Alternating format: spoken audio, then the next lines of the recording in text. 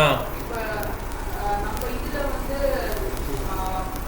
Creation வந்து பிரம்மா பண்ணுவார், maintenance Vishnu, அப்படி அனிலேஷன் வந்து லார்ட் சிவான்னு சொல்லுவாங்க. ஆமாம்மா. இப்போ கொஸ்டின் என்னன்னா கிருஷ்ணர் வந்து கிரியேஷன் மெயின்டெனன்ஸ் அனிலேஷன் பண்ணுறாருன்னு போட்டுருக்கு பகவத்கீதையில். ஆனால் நம்ம என்ன சொல்கிறோம்? பிரம்மா சிவா, பிரம்மா விஷ்ணு சிவான்றோம். கரெக்டா? ஆமாம். அது எப்படின்னா நம்ம சாஸ்திரங்கள் படிக்கும்போது ரொம்ப ஊன்றி படிக்கணும் அதை. ஓகே, நிறைய விஷயங்களுக்கு சாஸ்திரங்கள் கொடுத்துருக்காங்க. கிருஷ்ணருக்கு வந்து நிறைய விதமான அவதாரம். ஓகே, லீலாவதாரம், யுகாவதாரம், புருஷாவதாரம், மன்வந்தர அவதாரம், அப்புறம் சக்தியாவேச அவதாரம், அப்புறம் வந்து குணாவதாரம். 6 அவதாரம். ஓகே, இதில் பார்த்தீங்கன்னா புருஷாவதாரம்னா காரவதக சாய் விஷ்ணு, கர்ப்பதக சாய் விஷ்ணு, சீரவதக சாய் விஷ்ணு.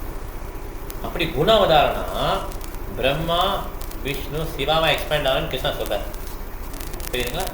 ஸோ பிரம்மா வந்து எந்த ஒரு உயிரினம் வந்து அந்த மாதிரி பிரம்மா ஆகக்கூடிய குடிப்பனை இல்லையோ, எதுவுமே அப்படி யாருமே இல்லைன்னா, அந்த போஸ்ட்டுக்கு யாருமே இல்லை அப்படின்னா கிருஷ்ணனே வந்துடலாம்.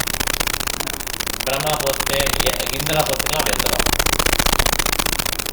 ஒரு இந்திரன் வந்து அந்த டயத்தில் இல்லவே இல்லை, யாருமே அந்த மாதிரி பண்ணல. அப்போ கிருஷ்ணரே இந்திரனா வந்துட்டார். அதே மாதிரி சரிங்களா? அதனால் இது எல்லாம் 3 பேருமே வந்து கிருஷ்ணனுடைய அந்த அவதாரம் தான். ஆக்சுவலி அந்த லிவிங் என்டிக்கு அந்த பவர் கொடுத்துருவாங்க. பிரம்மா வந்து ஒரு லிவிங் இருந்தால் அந்த பவர் கொடுத்துருவாங்க. ஓகே, கிருஷ்ணனுடைய அந்த சக்தினால அவங்க பண்ணுறாங்க, கிரியேஷன் பண்ணுறாங்க. அதே மாதிரி சிவன் வந்து சில சமயம் அவர் வந்து விஷ்ணுவுடைய தெரிந்தது பால் எப்படி தெரிஞ்சு தயிராகுதோ அதே மாதிரி விஷ்ணு வந்து சிவனை மாட்டார். ஆனால் சில சமயம் சிவன் ஜீவா கூட இருக்கலாம்னு சொல்லி ஆசிரியர் சொல்கிறான், ஜீவகோஸ்வாமி மாதிரி சொல்கிறான். ஓகே, அதனால் இந்த 3 பேருமே அவதாரம், குண அவதாரம்.